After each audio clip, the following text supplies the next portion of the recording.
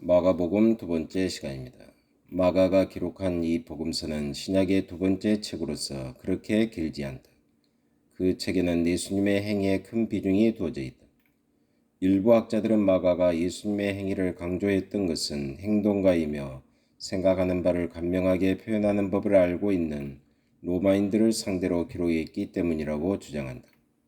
요한복음 19장 22절의 빌라도의 말을 생각해 보라. 빌라도가 대답하되 나의 쓸 것을 썼다 하니라. 저자가 생각하기로는 이 복음서를 쓰기까지 그 이면에서 많은 영향을 끼쳤던 주요 자료가 무엇이었는지를 생각함으로써 마가의 문체를 결정하는 것이 훨씬 낫다는 것이다. 그러면 그 주요 자료가 무엇이었는가? 우리는 성급하고 충동적인 베드로에 대해서 생각하지 않을 수 없다. 요컨대 마가는 우리에게 베드로의 해고록을 제시하여 주고 있는 것이다. 그러므로 우리는 그의 복음서를 사도들이 그리스도에 관하여 증거한 것을 요약해 놓은 것으로서 보아야만 한다. 마가는 예수님에 관한 완벽한 전기를 쓰고자 의도하지 않았다. 그는 연대기적 순서에 따라 사건들을 배열하고자 결코 노력을 기울이지 않았다. 예수님께서 요단강에서 세례를 받으신 사건을 시작으로 하여 그가 십자가에 못 박히시고 부활하신 사건을 끝으로 하는 전체의 골격 안에서 그는 복음을 지니고 있는 여러 가지 사실들과 사건들을 이야기하고 있다. 그는 우리가 통상 기대하는 것 훨씬 이상으로 간단히 마음속에 떠오르는 정도밖에 생각하지 못할 것까지 상세하게 기록하고 있다.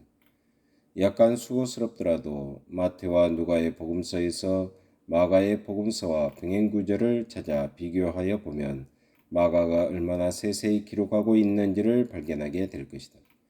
다음은 그것을 서로 비교하여 놓은 것이다. 마태복음 4장 21절 22절을 보면 보시고 부르시니 저희가 곧 배와 부친을 버려두고 예수를 쫓으니라고 되어 있고, 누가복음 5장 11절을 보면 저희가 배들을 육지에 대고 모든 것을 버려두고 예수를 쫓으니라고 되어 있는 반면 마가복음 1장 20절에는 곧 부르시니 그 아버지 세베드를 싹꾼들과 함께 배에 버려두고 예수를 따라가니라고 되어 있다. 마태복음 8장 4절을 보면 예수께서 이르시되라고 되어 있고, 누가복음 5장 14절을 보면 예수께서 저를 경계하시되라고 되어 있는 반면 마가복음 1장 43절 44절에는 엄히 경계하사 곧 보내시며 가라사대라고 되어 있다. 마태복음 8장 23절을 보면 배에 오르심에 제자들이 쫓았더니라고 되어 있고, 누가복음 8장 22절을 보면 바로는 제자들과 함께 배에 오르사 저희에게 이르시되 호수 저편으로 건너가자 하시매 이에 떠나라고 되어 있는 반면 마가복음 4장 35절 36절을 보면 그날 저물 때에 제자들에게 이르시되 우리가 저편으로 건너가자 하시니 저희가 무리를 떠나 예수를 배에 계신 그대로 모시고 가매 4장 1절 다른 배도 함께 하더니라고 되어 있다. 이상에서 여러분은 마가가 온갖 종류의 세부적 사항들을 포함시키는 일에 있어서 얼마나 수고했는지를 보게 되었을 것이다. 사실 마가복음서의 모든 것이 약 80절을 제외하고는 누가나 마태복음서에서 어떤 형태로든 발견된다. 하지만 그 두 복음서 기자들이 마가의 기록을 단순히 베꼈을 것은 아니다. 그들은 각자 자신들이 얻은 자료들을 정리하였으며 그 자신의 주요 강조점과 그가 전달하고자 하는 독자층을 고려하여 무엇을 넣고 뺄 것인지를 결정하였다. 필경 여러분은 각각 다른 복음서 기자들이 어떻게 동일한 자료들을 전적으로 다른 말로 제시하였는가를 보면서 이상의 비교 본문에서 보았던 것 같은 더욱더 많은 신뢰들을 발견할 수 있을 것이다.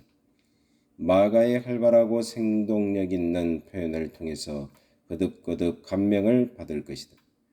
거듭에서 마가는 이런저런 일이 즉시 또는 곧 발생했다는 식으로 기록하고 있다. 그의 짤막한 책 가운데에서 발견되어지는 그와 같은 경우들은 70차례 이상이 된다. 열정적이고 성급하기로 이름난 베드로가 이런 일에 책임이 있지 않는가? 아무튼 마가의 복음서는 동적이다. 살아 움직이는 듯한 분위기가 물씬 풍기고 있다.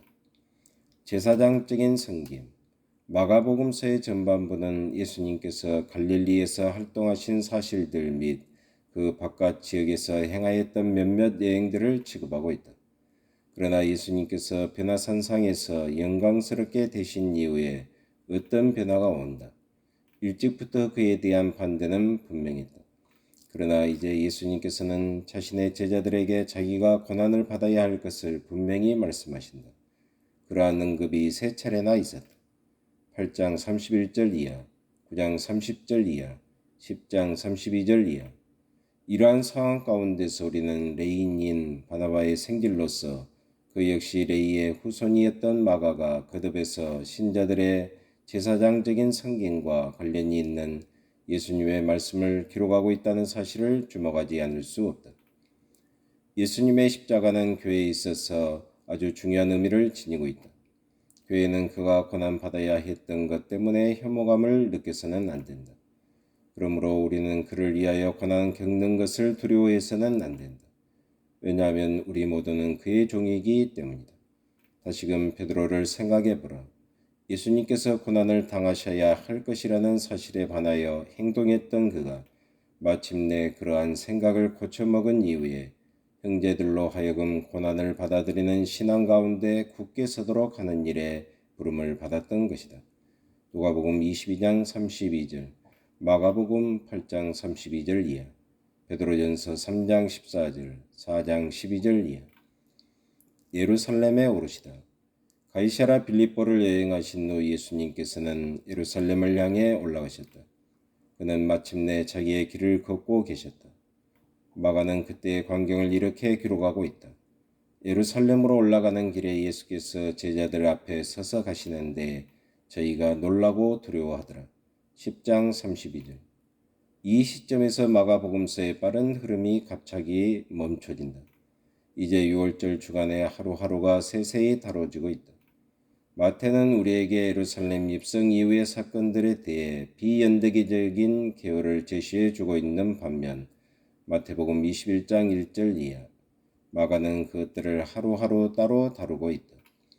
우리는 마가의 기사와 마태의 기사를 서로 대조하여 성경 기록의 신빙성을 의심하고자 하는 시도를 해서는 안 된다. 왜냐하면 모든 것을 일기체로 제시하는 것은 마태의 의도가 아니었기 때문이다.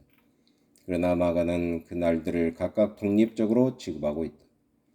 첫째 날, 예루살렘 입성 및 성전을 둘러보심 11장 1절 이하. 둘째 날, 무화과 나무를 저주하시고 성전을 정화시키심 11장 12절 이하.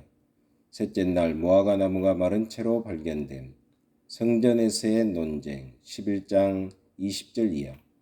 예수님께서 성전을 떠나시고 그것을 파괴될 것을 예언하심. 넷째 날, 유다의 배반 14장 1절 10절 이하. 다섯째 날, 6월절 기념일에 있는 최후의 만찬 14장 12절 이하. 예수님께서 체포되시고 공회 앞에 이끌려 서심. 여섯째 날, 재판 십자가에 못 박히심 장사 진행. 여덟째 날, 부활하심 16장 1절 이하. 마가는 그의 복음서 3분의 1가량을 요단강에서 세례를 받으신 하나님의 아들이 십자가에 못 박혀 죽으시고 무덤에서 일으킴을 받으신 하나님의 아들과 동일한 분이심을 나타내는 데 중점을 두었다. 그는 그리스도의 고난과 죽음을 많은 분량으로 아주 길고 신중하게 다루고 있다. 하나님 아버지 참으로 감사합니다. 계속해서 마가복음서를 배우게 하심을 참으로 감사합니다. 오늘도 주님과 동행하며 고난을 달게 받아들이는 하루가 되게 하여 주옵소서. 하나님의 영광만을 드러내는 저희의 삶이 되게 하여 주옵소서. 예수 그리스도의 이름으로 기도합나이다. 아멘.